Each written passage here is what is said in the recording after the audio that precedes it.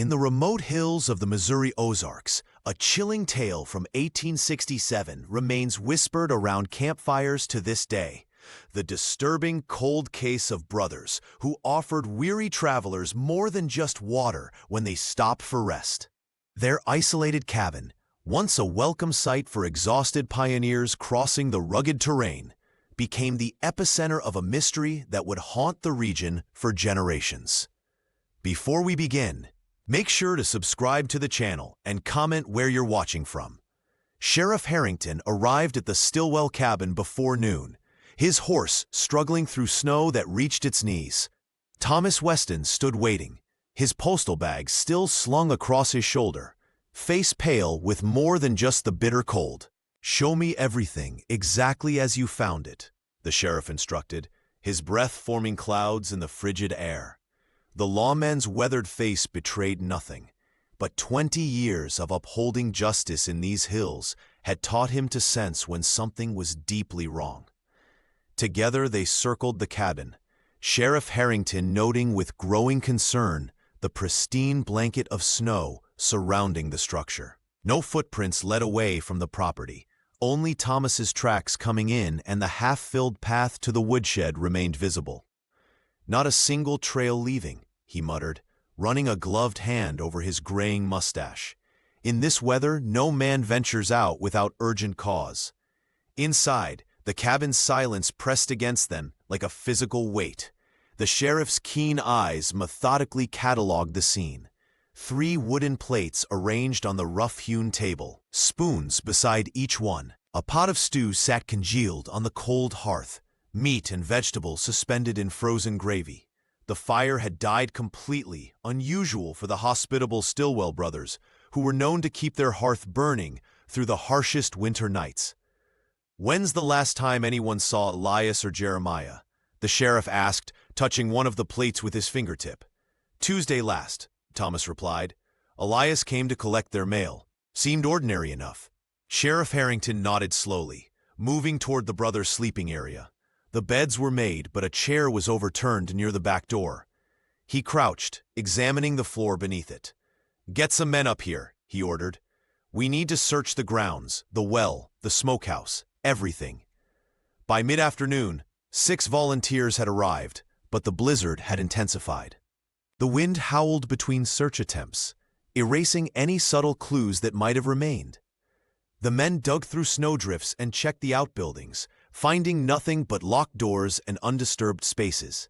As dusk fell, Sheriff Harrington called off the search until morning. The men gathered in the cabin's main room, none willing to sit at the table where 3 plates still waited for diners who would never return. "Something terrible happened here," the sheriff said quietly, his instincts screaming warnings he couldn't yet articulate. "And whatever it was, I reckon it didn't end with the Stillwells." Before we begin, make sure to subscribe to the channel and comment where you're watching from. By morning, word of the Stillwell brothers' disappearance had spread through the nearby settlement like wildfire. Despite the biting cold, curious townsfolk gathered at the general store, their breath forming clouds in the frigid air as they exchanged theories and recollections. "Those Stillwells never turned away a soul," Martha Jenkins remarked, clutching her shawl tighter. "My husband sought shelter there during that terrible storm last winter. Said they fed him the heartiest stew he'd ever tasted." Others nodded in agreement, recalling the brothers' legendary hospitality. The conversation soon turned to their mysterious arrival 4 years prior. In the spring of 1863, Elias and Jeremiah Stillwell had appeared seemingly from nowhere, purchasing one of the most fertile plots in the hills with gold coins that raised eyebrows, but few questions. "Always kept to themselves, those two," observed the blacksmith, stroking his beard thoughtfully. "Friendly enough when you visited, but never came to town unless they needed supplies."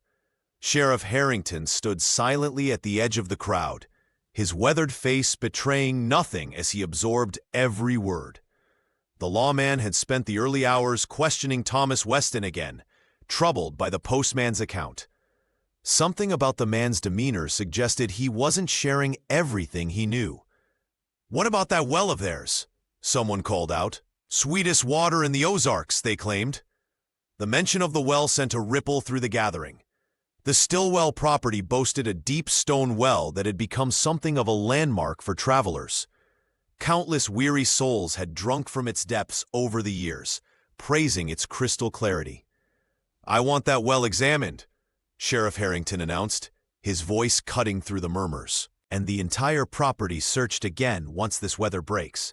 By midday, the sheriff had assembled a small party of men to return to the cabin. Upon arrival, they found the well's mouth sealed with a thick layer of ice, resistant to their initial attempts to break through. "It'll take more than these tools," one deputy reported, his pickaxe having barely scratched the frozen surface. "It's like the ice doesn't want us looking down there." Sheriff Harrington gazed at the well, a sense of foreboding settling in his gut. "We'll come back with proper equipment," he decided. "Whatever answers we're looking for, I reckon some might be down there." As the men departed, dark clouds gathered overhead, promising more snow. The Stillwell property stood silent once more, its secrets preserved beneath layers of ice and winter's unforgiving embrace. Whatever discoveries lurked below, you'd have to wait for the thaw. Before we begin, make sure to subscribe to the channel and comment where you're watching from. Sheriff Harrington sat across from Thomas Weston in the cramped back office of the county courthouse, the oil lamp between them casting long shadows across the weathered walls. The postman's hands trembled slightly as he recounted his discovery at the Stillwell property. "The door was ajar, Sheriff. Just enough for the wind to catch it," Thomas explained, his voice steady despite his obvious discomfort. "I called out, but there was nothing. No sound except the blizzard howling outside." The lawman leaned forward, studying Thomas's face. "No blood? Nothing disturbed?" "Nothing like that," the postman replied. "The cabin was neat as always. Elias kept a tidy home." His eyes darted briefly to the window, where snow continued to fall. "It was the stillness that bothered me most. Like time had simply stopped." Sheriff Harrington made notes in his small leather-bound notebook. "Tell me about the meal again." Thomas's gaze dropped to his lap. "Stew, congealed in 3 bowls, spoons laid out proper-like. Bread half-sliced on a cutting board." He paused, swallowing hard. 3 plates, Sheriff, 3. "And that struck you as odd?" "The brothers only ever entertained one guest at a time, far as I knew." Thomas's fingers fidgeted with a loose thread on his coat sleeve. "And the 3rd chair was pulled back, just so, as if someone had risen suddenly." The sheriff nodded slowly, making another note. "Anything else? Anything at all that seemed out of place?" For a moment, Thomas appeared to wrestle with something unseen, a memory perhaps, or a suspicion too terrible to voice. His weathered face tightened, eyes narrowing, as if peering into a distant past. "No," he finally said, "nothing else." Later, trudging through the snow toward his modest cabin on the edge of town, Thomas Weston felt the weight of his omission pressing down like a physical burden. The scene at the Stillwell home had awakened something dormant within him, a nagging familiarity he couldn't place. The carefully arranged dishes, the half-eaten food, the precise positioning of the chairs. It all seemed deliberately staged, a tableau designed to tell a story that wasn't quite true. A cold knot of guilt formed in his stomach. He had delivered mail to the brothers for 4 years, accepted their hospitality, praised Elias's cooking to others in town. What had he been unwittingly party to? What had he consumed at their table? Thomas quickened his pace, desperate to outrun his thoughts. But the questions followed him home, like hungry shadows, whispering possibilities too terrible to acknowledge. The spring thaw came slowly to the Ozarks that year, as if nature herself was reluctant to reveal what lay beneath the pristine snow. When the ice finally weakened enough, Sheriff Harrington assembled a team of 4 men to investigate the Stillwell property's well, which had remained sealed under a thick frozen cap throughout the investigation. As the men broke through the ice with picks and shovels, an unmistakable stench rose from the darkness below. The sheriff, standing at the edge with a kerchief pressed to his nose, ordered lanterns to be lowered into the depths. What the flickering light revealed would haunt the hills for generations to come. "Dear God in heaven," whispered one of the men, turning away as the lantern illuminated a grotesque tangle of human remains. Bones, some stripped clean, others still bearing the remnants of flesh, lay intertwined with scraps of clothing and personal belongings. A woman's silver ring glinted in the light. A pocket watch with its chain wrapped around what appeared to be a femur. And most disturbing of all, a small leather boot that could only have belonged to a child. Sheriff Harrington maintained his composure, though his knuckles whitened around his notebook. "Get Dr. Simmons," he ordered, his voice steady despite the horror before him. "And not a word of this to anyone until we've properly documented everything." The news spread through town like wildfire nonetheless. By nightfall, the Stillwell property had become a gathering place for the grief-stricken and the curious alike. Families of travelers who had vanished over the years arrived with trembling hands clutching photographs and descriptions of missing loved ones. A mother collapsed when shown the child's boot, recognizing the distinctive repair on its sole. "The well was their pride," an elderly resident remarked, shaking his head in disbelief. "Elias and Jeremiah always boasted about having the sweetest water in 3 counties. Travelers would go miles out of their way just for a drink." The irony was unbearable. What had once been celebrated as a source of life and refreshment had been transformed into a tomb, a convenient disposal site for the brothers' unspeakable crimes. That evening, as lanterns dotted the property where investigators continued their grim work, Sheriff Harrington addressed the gathered crowd.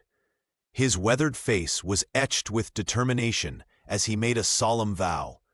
"I promise you this," he declared, his voice carrying across the hushed gathering. "We will uncover every secret this place holds. Every victim will be accounted for, and the full extent of the Stillwell's evil will be brought to light. This is only the beginning." No one present could have imagined just how prophetic those words would prove to be. As the thaw arrived in late February, Sheriff Harrington gathered his men at the Stillwell property once more. The winter's grip had loosened enough to finally investigate the well that had been frozen solid during their initial search. 3 deputies worked with picks and shovels, breaking through the thick layer of ice that sealed the well's mouth like a macabre cork. "Careful now," the sheriff cautioned, his breath visible in the cold air. "We don't know what we're dealing with here." When the ice finally gave way, one of the deputies lowered a lantern into the darkness. The light caught something unnatural below, something that didn't belong in a water source. The man's face blanched as he stumbled backward. "Sir, there's bones down there." What they recovered over the next 4 hours transformed the mystery into a nightmare. The well, once praised by travelers for its sweet, clear water, had become a repository of horror. Human remains lay tangled with scraps of clothing and personal belongings. Gold rings still clinging to finger bones, pocket watches stopped at different hours, and most disturbing of all, a tiny leather boot that could only have belonged to a child. The town of Ozark Hills reeled as news spread. Families who had reported loved ones missing after traveling through the region arrived in waves, their faces etched with both hope for answers and dread of confirmation. Some collapsed at the sight of familiar possessions laid out on tables behind the courthouse. A silver locket, a distinctive belt buckle, a hand-carved pipe. "This ain't just disappearances," one deputy whispered to another. "This is butchery." Sheriff Harrington maintained a stoic facade, but those who knew him well could see the toll the discovery was taking. He'd investigated murders before, but nothing of this magnitude. The lawman stood at the edge of the property, staring at the cabin that had once been known for its hospitality. "How many?" asked Thomas Weston, who had returned to offer assistance, though his eyes seemed unable to meet the sheriff's. "We can't be certain yet," Harrington replied. "The doctor thinks at least 9 individuals, maybe more. Some bones show signs of—" He paused, choosing his words carefully. Signs that suggest these weren't natural deaths. As the sun began to set, casting long shadows across the clearing, the sheriff made a solemn vow to the gathered townsfolk. His voice carried across the hushed crowd, steady despite the horror they faced. "I promise you this, we will uncover every secret the Stillwell brothers buried here. Every victim will be accounted for, and justice, though delayed, will not be denied." Dr. Emmett Pierce, the only physician in the county, knelt beside the pile of bones laid out on a canvas sheet. His weathered hands trembled slightly as he adjusted his spectacles and examined the grisly remains. Sheriff Harrington stood nearby, his face a mask of grim determination, as the doctor confirmed what they all feared. "These cuts," the physician said, pointing to distinct marks on the larger bones, "they're methodical, deliberate. Someone knew exactly what they were doing." He looked up at the sheriff, his voice dropping to a whisper. "These aren't animal butchery marks, Jacob. These are the work of someone who knew how to process human remains." The sheriff nodded solemnly, watching as townspeople gathered at the perimeter he'd established around the Stillwell property. The investigation had taken a horrifying turn when deputies discovered the smokehouse behind the cabin. Inside, the acrid smell of old smoke mingled with something far more disturbing, a sickly sweet odor that clung to the wooden racks suspended from the ceiling. "The hooks," muttered Deputy Collins, pointing to rusted metal implements hanging from the rafters. "They're stained with something." He couldn't bring himself to complete the thought. Sheriff Harrington ran his finger along one of the smoking racks, collecting a dark residue that had built up over years of use. The substance crumbled between his fingers, releasing that same nauseating smell. He quickly wiped his hand on his trousers, fighting the bile rising in his throat. "Cordon off the entire property," he ordered.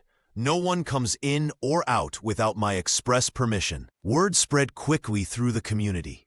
The Stillwell brothers, once praised for their hospitality and Elias's hearty stews, were now the subject of horrified whispers.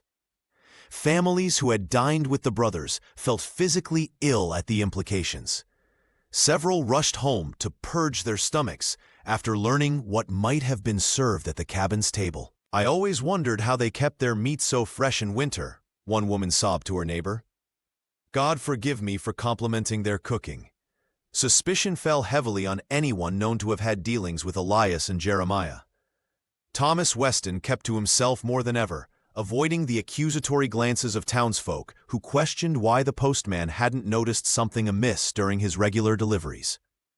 As evening fell, Sheriff Harrington sat alone in his office, staring at a crude map of the property. The well, the cellar, the smokehouse, each marked with a simple X that couldn't begin to convey the horror they contained. He wondered how many travelers had sought shelter with the Stillwells over the years, never to continue their journey. "We may never know the full count," he murmured to the empty room, "but I'll make damn sure we find every last one." The summer of 1953 brought Clarence Thornton to the sleepy foothills of the Ozarks. A history professor with wire-rimmed glasses and an obsession for forgotten crimes, Clarence had spent the better part of 2 decades tracking America's darkest stories. None had gripped him like the Stillwell case. The local courthouse proved a disappointment at first. Most records had been lost in the Great Fire of 1892, which had swept through the county buildings, leaving only fragments of the investigation. Undeterred, the historian began knocking on doors, collecting oral histories from elderly residents whose parents and grandparents had whispered about the horrors at the cabin. "My grandmother spoke of it only once," an 80-year-old shopkeeper told him, voice dropping to a whisper despite the empty store.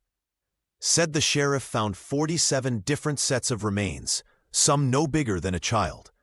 Clarence meticulously recorded each account, cross-referencing details, separating fact from folklore. He spent evenings in his rented room, papers spread across the bed, constructing a timeline of the brothers' activities. The pattern that emerged was methodical. Travelers who stopped for water never continued their journeys. His breakthrough came when examining a half-burned letter discovered in a box of salvaged documents. The correspondence, dated 1862, was addressed to Missouri authorities from a Kentucky sheriff inquiring about two brothers named Hartley, who had fled after three families vanished along a trading route. The elder Hartley was known for his cooking. The letter read, "The younger for his quiet manner and record-keeping."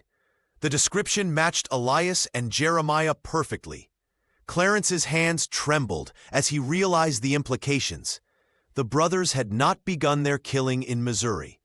They had merely continued an established pattern, changing names to escape their past. Further investigation revealed similar disappearances in Tennessee before Kentucky. The historian tracked a grim migration westward, following a trail of missing travelers that began years before the Civil War. What had once seemed a localized horror now stretched across 3 states and possibly more. They were practiced, Clarence wrote in his journal. The Missouri cabin wasn't their first killing ground. It was simply where they were finally discovered. The professor published his findings in a small academic journal, but few outside scholarly circles took notice. The true extent of the Stillwells' crimes remained largely unknown to the public, buried beneath decades of silence and lost records. As he packed to leave the Ozarks, Clarence couldn't shake the feeling that he had only scratched the surface. How many more victims lay undiscovered? And what other secrets might still be hidden in the rolling hills that had sheltered the brothers for those blood-soaked years? The summer of 1953 brought Clarence Thornton to the rolling Ozark Hills, his academic reputation preceding him. A historian with an almost obsessive interest in America's darkest chapters, Clarence had spent decades piecing together fragments of the Stillwell case. The courthouse fire of 1892 had nearly erased all official records, leaving only whispered stories and faded newspaper clippings to document the horrors that had unfolded at the cabin. The fire was convenient, Clarence muttered to his assistant as they sifted through the few surviving documents, almost as if someone wanted to erase what happened here. His methodical approach yielded results where others had failed. In a forgotten archive in Kentucky, Clarence discovered correspondence that changed everything. A yellowed letter from authorities connecting the Stillwell brothers to a string of disappearances under their real surname, Hartley. The document detailed how Elias and Jeremiah had fled justice in Kentucky, assuming new identities before settling in Missouri in 1863. They weren't refugees of war like they claimed, Clarence explained to the local historical society. They were running from something far more sinister. The historian's persistence led him to descendants of Sheriff Harrington, who had preserved family accounts of the investigation. These personal records revealed the brothers had purchased their land with an unusual amount of gold coins, wealth that seemed incongruous with their humble farmer appearance. The analytical researcher spent weeks mapping disappearances across 3 states, creating a timeline of travelers who had vanished along routes that intersected with the Stillwells' previous locations. The pattern was unmistakable, a trail of missing persons stretching back nearly a decade before they arrived in the Ozarks. Most chilling was a photograph Clarence uncovered in the county records, a daguerreotype showing 2 young men standing proudly before a different homestead. Their faces bore no hint of the monstrous appetites that would later consume them. Elias, the taller of the pair, wore a slight smile, while Jeremiah looked directly at the camera with clear, untroubled eyes. "That's what haunts me," Clarence confided to Sarah Wilkes years later. "The absolute ordinariness. No horns, no cloven hooves. Just 2 men who could have been anyone's neighbors." The photograph became central to Clarence's lectures on the case. He would hold it up before stunned audiences, a tangible reminder that evil rarely announces itself with convenient markers of monstrosity. The Hartley brothers weren't born monsters, he would say. Something transformed them.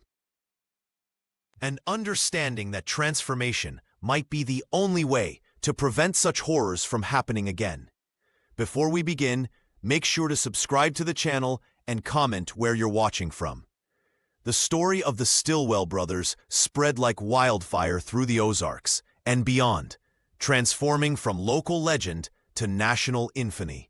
By the early 1950s, descendants of those who had vanished along the Missouri trails began forming informal networks, sharing fragmented family histories and seeking answers that had eluded them for generations. What began as isolated grief evolved into a collective mission for truth. Sarah Wilkes, granddaughter of Deputy Marshal Wilkes, who had assisted Sheriff Harrington in the original investigation, discovered her connection to the case while sorting through her grandfather's personal effects. Among yellowed newspaper clippings and faded photographs, she found handwritten notes detailing the horror her ancestor had witnessed. The discovery ignited something within her, a responsibility to those whose stories remained untold.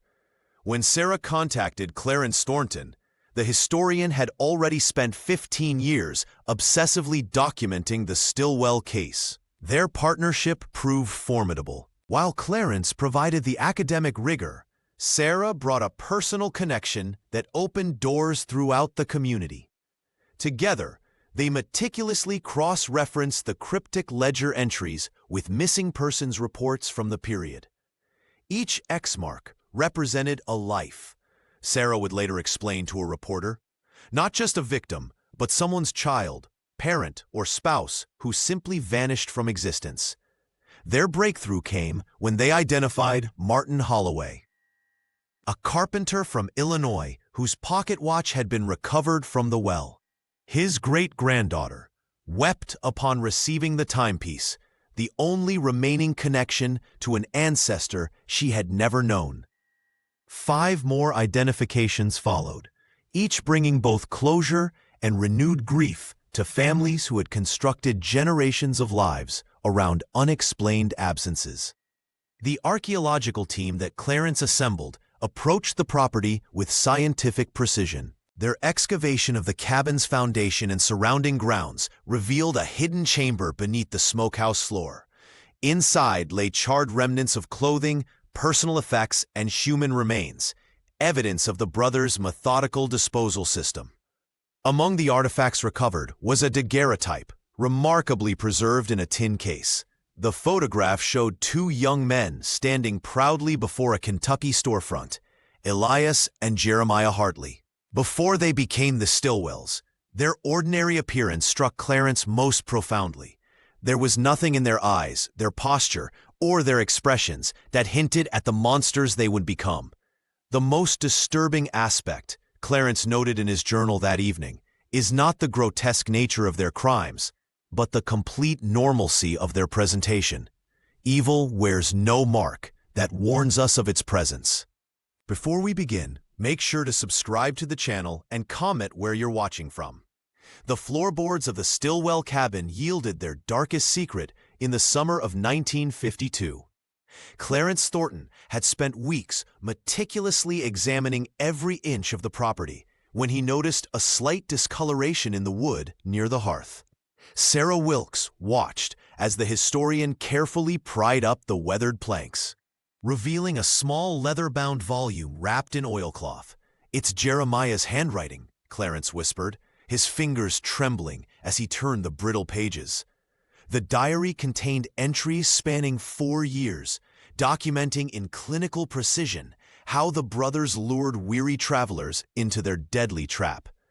Sarah leaned closer, her face paling as she read passages describing herbal mixtures added to evening stews.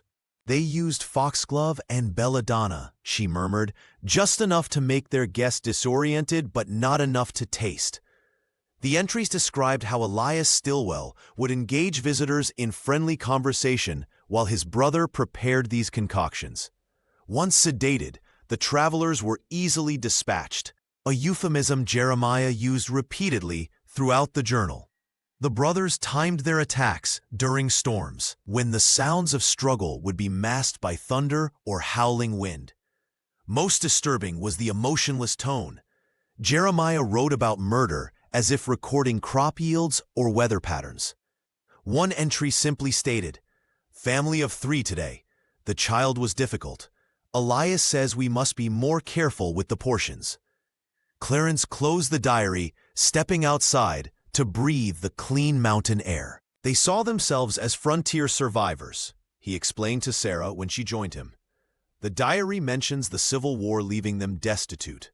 They viewed travelers as resources, not people. The historian's research connected to Sheriff Harrington's original investigation. The third plate at that final meal had belonged to a guest who never made it to dessert.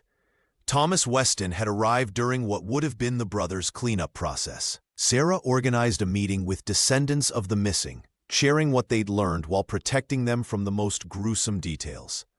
The Stillwells created a reputation for hospitality specifically to attract victims, she explained gently. Their kindness was calculated predation. As word spread, more families came forward with stories of relatives who had vanished in the Ozarks during those years.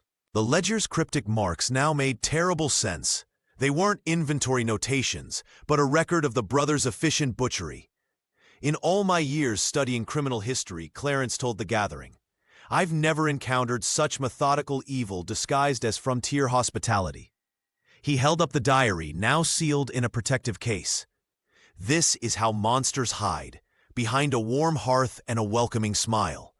Before we begin, make sure to subscribe to the channel and comment where you're watching from. The forensic examination of the smokehouse yielded discoveries that turned stomachs and haunted dreams. Sheriff Harrington stood silently as his deputies carefully sifted through the ashes and debris, uncovering bone fragments that no animal could account for. The local doctor, summoned reluctantly from his warm office, confirmed what they all feared: human remains mixed with those of deer and wild boar. "These cuts," the doctor whispered, examining preserved meat still hanging from hooks, "they're precise, methodical, like a butcher's work." One deputy turned away, retching into the snow. Another stared blankly at the wall, where various tools hung in meticulous order: cleavers, boning knives, and specialized saws, all well maintained despite their gruesome purpose.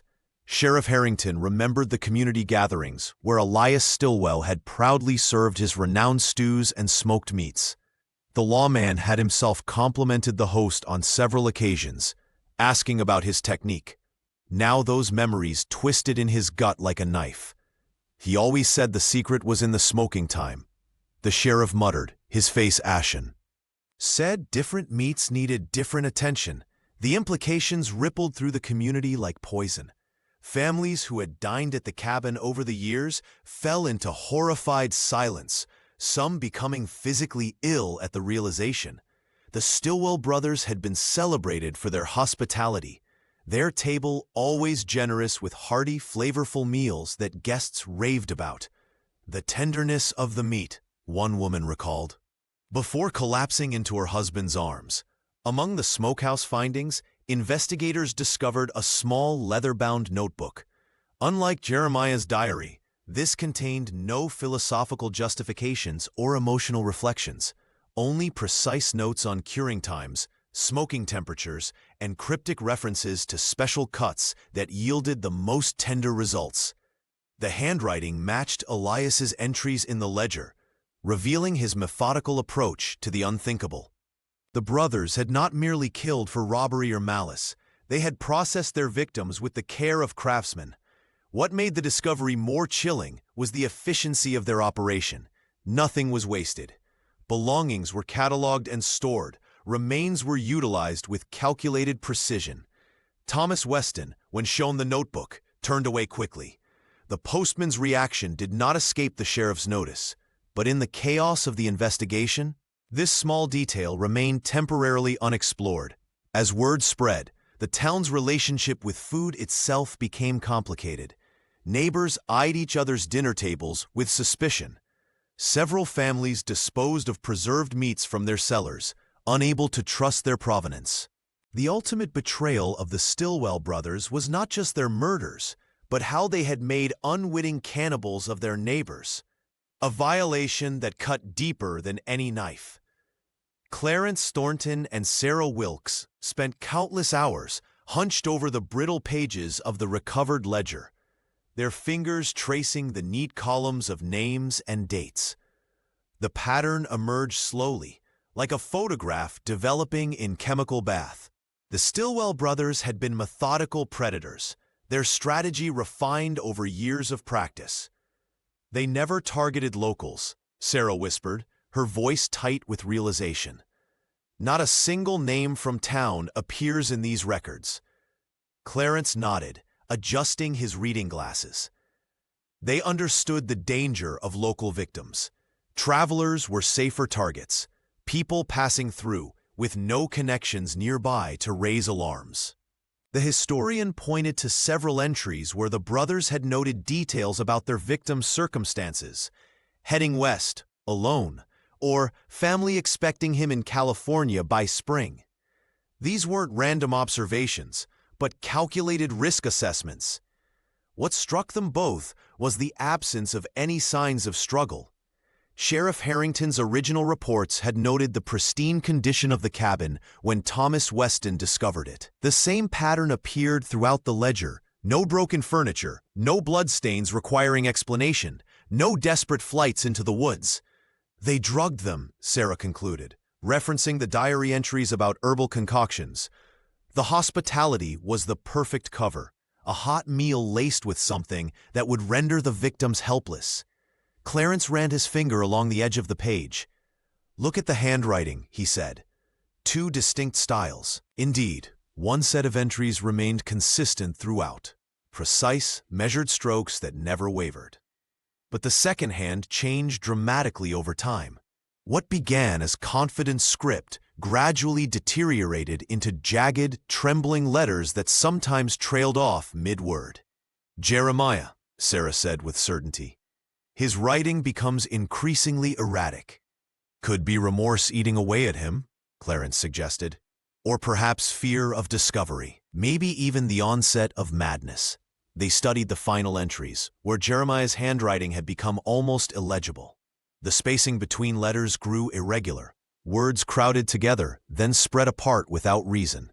In some places, the pen had pressed so hard it tore through the paper. "Whatever his mental state," Sarah said, "it didn't stop the killings.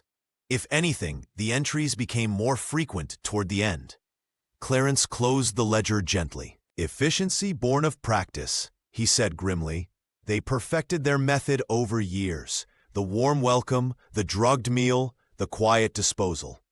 No witnesses, no evidence, no connections." Sarah shivered despite the warm office. And all the while, travelers spoke of the Stillwell hospitality, never knowing they were praising their own executioners. The yellowed envelope from Kentucky arrived on a rainy Tuesday, its contents confirming what Clarence Thornton had long suspected. The Stillwell brothers were not who they claimed to be. Before settling in the Ozarks, Elias and Jeremiah Stillwell had been Elias and Jeremiah Hartley, wanted for questioning in connection with 3 disappearances near Lexington.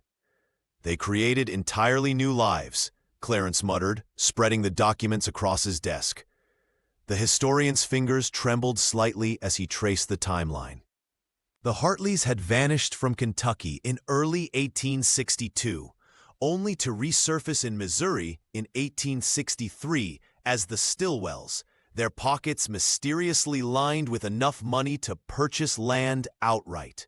Sarah Wilkes leaned over his shoulder, her brow furrowed. "So the Civil War wasn't their catalyst," she said. "They were predators long before."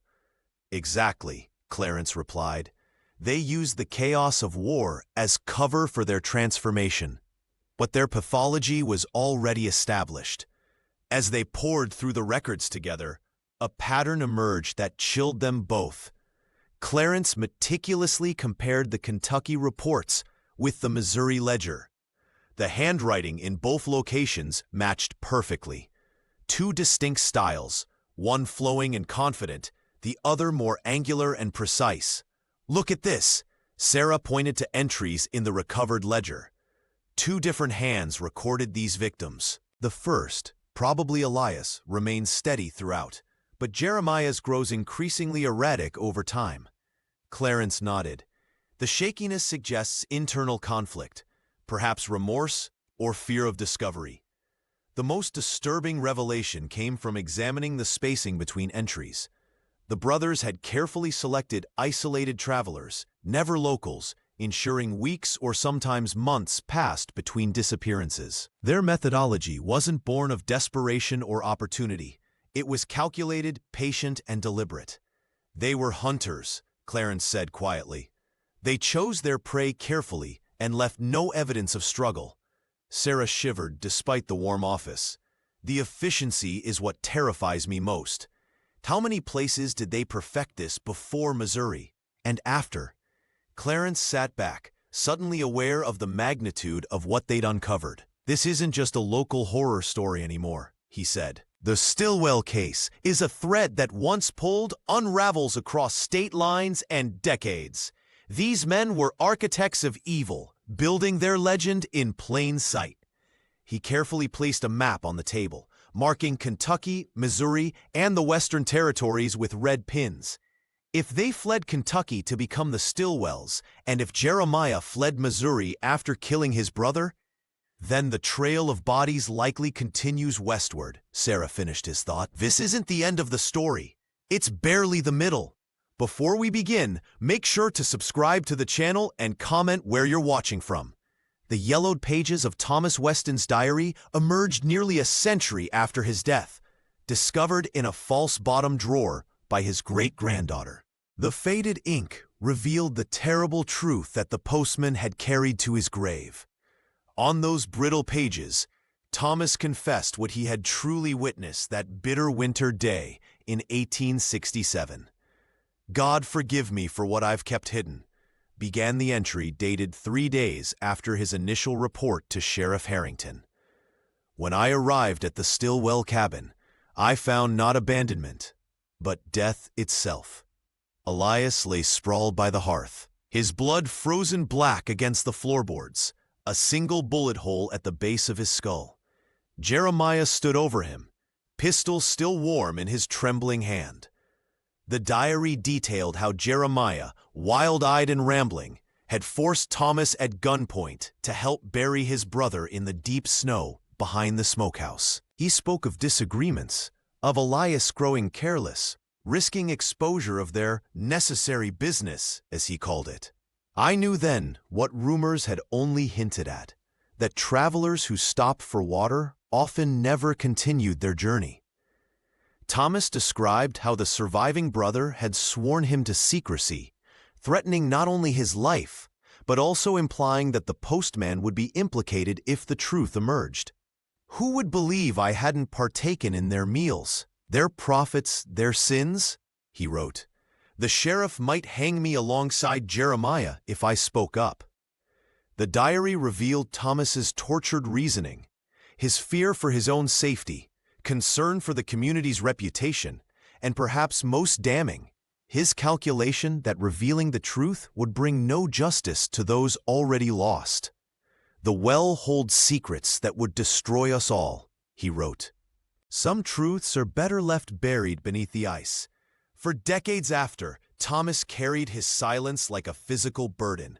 His entries grew increasingly haunted, describing nightmares of Elias's frozen face and the imagined cries of unknown victims.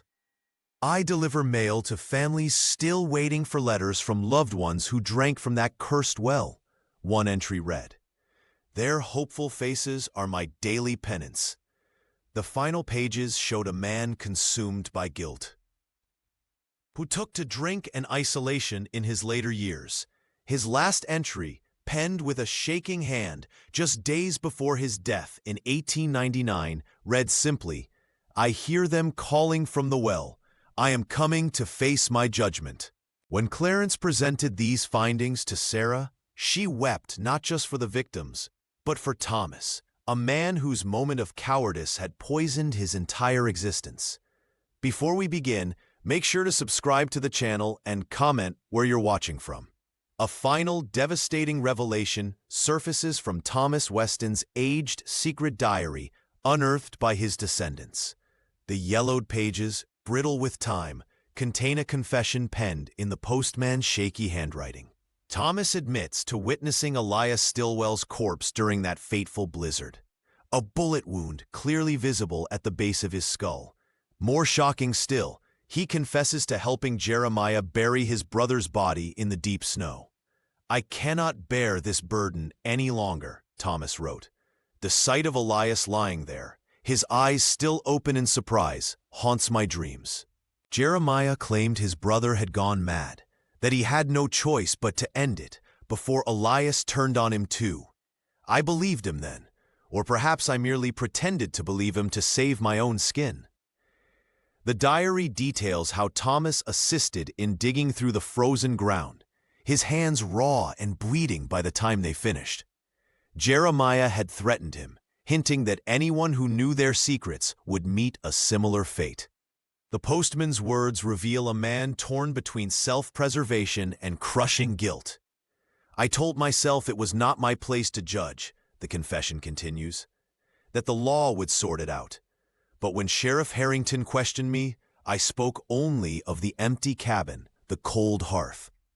I said nothing of the fresh grave or Jeremiah's trembling hands as he clutched his brother's pocket watch. For decades, Thomas carried this secret, watching as the investigation unfolded, as bones were discovered and horror spread through the community. His silence protected not only himself, but also spared the town immediate shame. Yet the weight of complicity shadowed his remaining years, turning a once-respected postman into a withdrawn, haunted figure. The diary ends with a plea for forgiveness, not from God or the law, but from the families of those who might have been saved had he spoken sooner. "Jeremiah vanished west after that night," Thomas wrote. "I wonder how many more travelers met their end at his hands because I lacked the courage to speak." This final piece of the puzzle transforms understanding of the case, revealing not just the brothers' crimes, but the complex web of fear and moral compromise that allowed them to continue. Thomas Weston's legacy now stands forever altered, a man caught between victim and accomplice, his silence as damning as any action. Before we begin, make sure to subscribe to the channel and comment where you're watching from. In 1955, local construction workers uncovered a skeleton buried just beyond the property line of what had once been the Stilwell cabin. The remains were found with a small silver pocket watch, its back crudely etched with the initials E.S., Elias Stilwell. Clarence Thornton immediately petitioned the county for a proper forensic examination, something that would have been impossible in the previous century. The results confirmed what many had begun to suspect. Elias had met his end through execution at close range, a single bullet wound at the base of his skull. The trajectory suggested the shooter had stood directly behind him, perhaps someone Elias trusted completely. The implications sent shockwaves through Clarence's research team. This wasn't justice delivered by an outraged traveler or vigilante. This was betrayal in its purest form. Jeremiah killed his own brother, Sarah Wilkes whispered as she studied the forensic report in Clarence's cramped office. The historian nodded grimly, adjusting his spectacles as he compared the findings with Thomas Weston's diary entries. "The question is why," Clarence replied, spreading out yellowed newspaper clippings on his desk. Was Jeremiah covering his tracks? Did he fear Elias would confess? Or was it self-preservation, eliminating the one person who could identify him? The forensic team also discovered remnants of rope fibers around the wrist bones, suggesting Elias had been bound before his execution. This wasn't a heat-of-the-moment killing, but a calculated act. Soil samples indicated the body had been buried during winter, aligning perfectly with the timeline of the brothers' disappearance during that fateful blizzard. Sarah carefully arranged photographs of the excavation site. Thomas must have helped Jeremiah dispose of the body during the storm. That's why he reported finding an empty cabin. He already knew what had happened. Clarence stroked his chin thoughtfully, and Jeremiah vanished afterward, taking their secrets with him. The most disturbing aspect wasn't just the fratricide itself, but what it represented. If Jeremiah had killed his own brother and partner in these horrific crimes, what was he capable of doing to strangers he encountered afterward? Sheriff Harrington's great-grandson, now the county's district attorney, officially closed the century-old case file with these findings. The death certificate for Elias Stilwell was finally issued, listing cause of death as homicide by firearm and perpetrator as Jeremiah Stilwell, alias Hartley, brother. But for Clarence and Sarah, this revelation wasn't an ending. It was merely the beginning of understanding the true horror of what had happened in those Ozark Hills. The betrayal between brothers suggested depths of darkness they were only beginning to fathom. The town meeting hall buzzed with tension as residents gathered to confront their community's darkest chapter. Clarence Thornton stood before them, his weathered hands clutching documents that had shattered the peaceful narrative of their shared history. The revelations about the Stilwell brothers had spread like wildfire, forcing the town to reckon with a legacy of horror that had been buried for generations. These victims deserve to be remembered, Clarence argued, his voice steady despite the hostile murmurs. Hiding from our history won't cleanse it. Across the aisle, Mayor Jenkins shook his head. Some wounds are better left undisturbed. This will only bring shame to families who had nothing to do with those monsters. The debate raged for hours. Some residents feared tourism would suffer if their town became known for the Stilwell atrocities.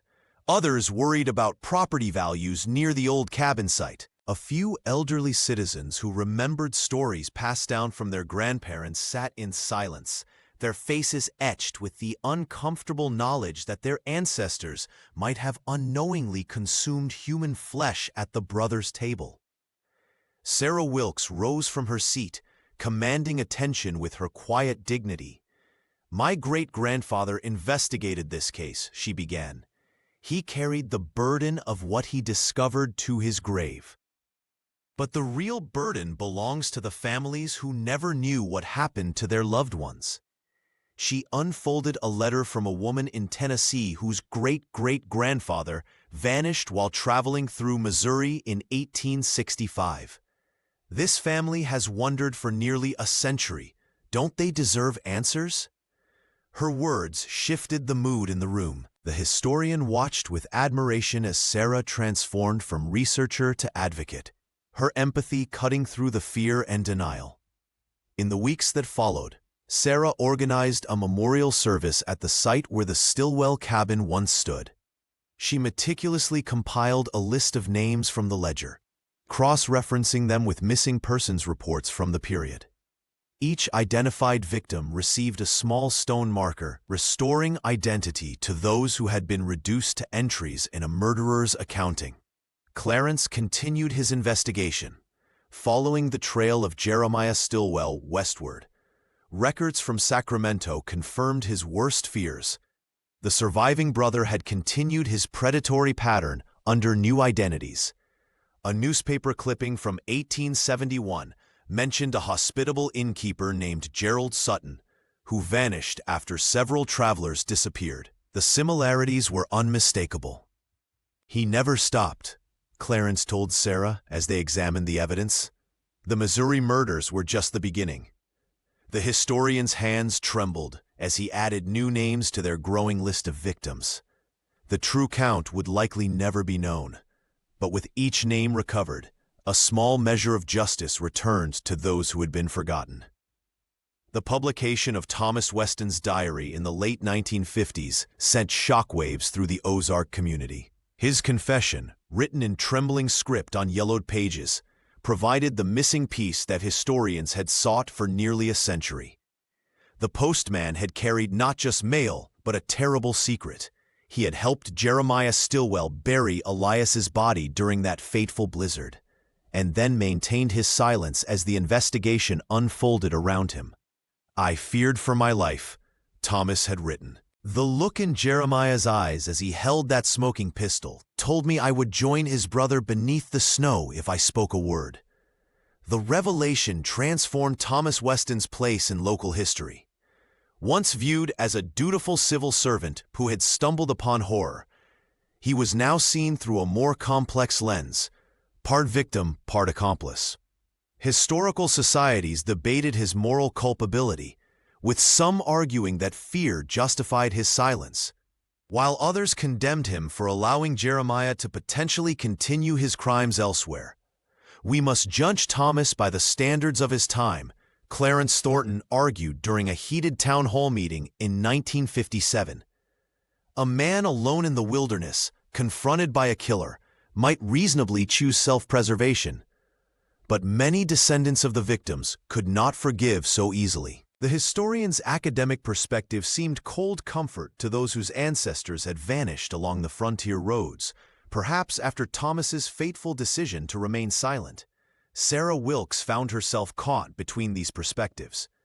During her research, she discovered that her great-grandfather had once shared a meal with Thomas at a local establishment, just weeks after the discovery of the well's grisly contents. To think they sat together, one carrying such knowledge while the other investigated, she remarked during a radio interview. "It makes you wonder how many conversations throughout history have been shadowed by unspoken truths." The town council debated whether to remove Thomas's name from the post office cornerstone, ultimately deciding to add a small plaque contextualizing his complicated legacy. The compromise satisfied no one completely. For Clarence and Sarah, each revelation brought not just clarity, but new burdens. Their research had illuminated a historical darkness, but at significant cost. Local families discovered ancestors among the victims. Others learned their family fortunes had roots in possessions stolen from the dead. "There's no clean ending here," Clarence confessed to Sarah as they cataloged the last of the evidence. "We'll never know exactly how many people the Stillwells killed. Some names in that ledger will remain just marks on a page forever." Sarah nodded, understanding the weight of incomplete justice. "Sometimes," she said quietly, "truth is all we can offer the dead." Thomas Weston's legacy underwent a profound transformation once his confession came to light. The postman, who had once been regarded as a diligent civil servant, became a complex figure in the tapestry of the Stillwell saga. Historical records now painted him not merely as an innocent witness, but as someone who had carried the burden of complicity to his grave. His diary revealed the torment of that winter night, how he had helped Jeremiah bury Elias's body, how he had chosen silence over justice out of raw primal fear. "I could not bring myself to speak the truth," Thomas had written in trembling script, "for I knew what Jeremiah was capable of, and I feared becoming the next body in that accursed well."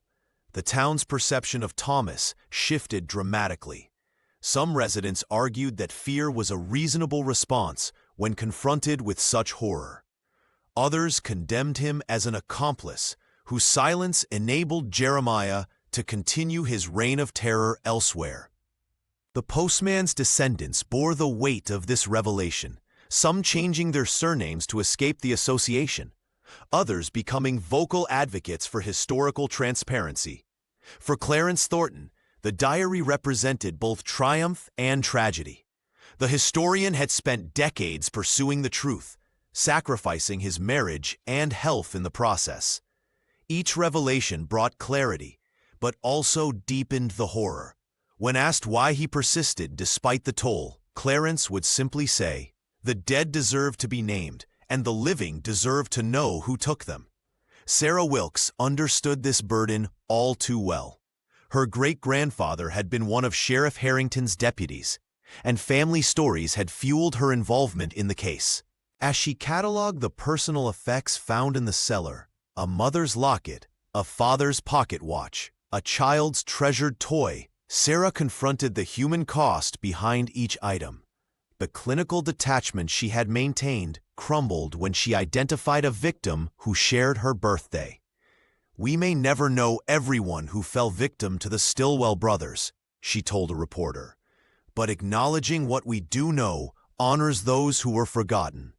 The final tally remained elusive. Forensic analysis of the well and surrounding property suggested at least 37 distinct victims, but the ledger hinted at many more. The brothers' travels before settling in Missouri and Jeremiah's westward journey afterward suggested a trail of disappearances that might never be fully traced. In the end, the cost of knowledge was measured not just in historical accuracy, but in human suffering, both for the victims and for those who unearthed their stories.